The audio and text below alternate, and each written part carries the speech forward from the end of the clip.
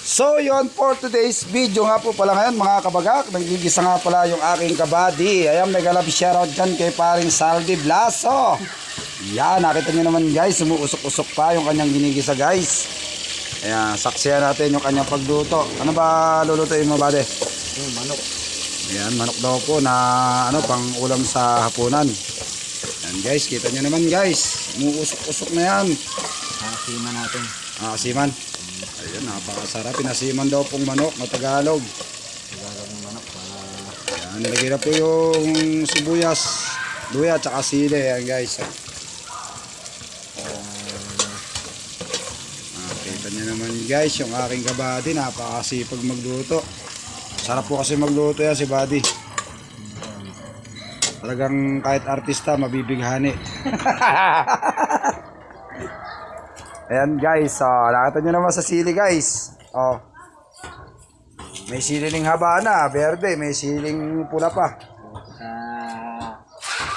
Tabi may sili boy. Ingat sa inyo. Ayan guys, uy, matalasik ka.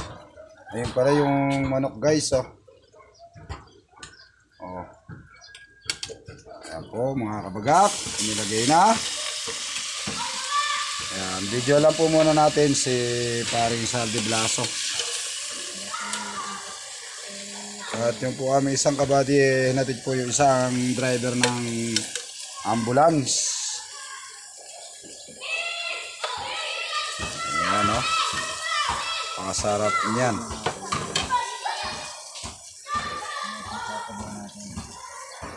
Oo, sakto.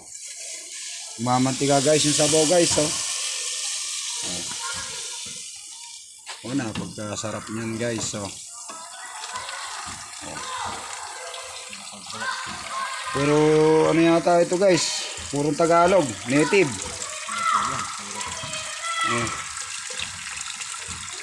Ano naman yan guys. Yun napakasarap niyan. Pinalambutan na namin yan guys. Yan ang konting asin. At saka magic saya. Para sumaya lalo ang buhay habang kinakain ang manok na Tagalog.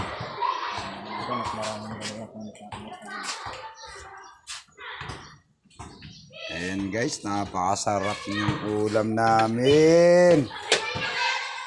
Yan. Napakasarap yan guys. Sarap ng ulam namin yan guys.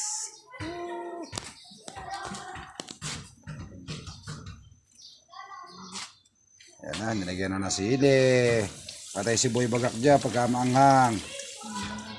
Yan. Yan, update lang natin after 1 month. Sigurado malambot na yan. So ayan, maraming salamat sa inyo. Please like, follow, and subscribe Boy Bagak pag nagustuhan niyo po yung aking video.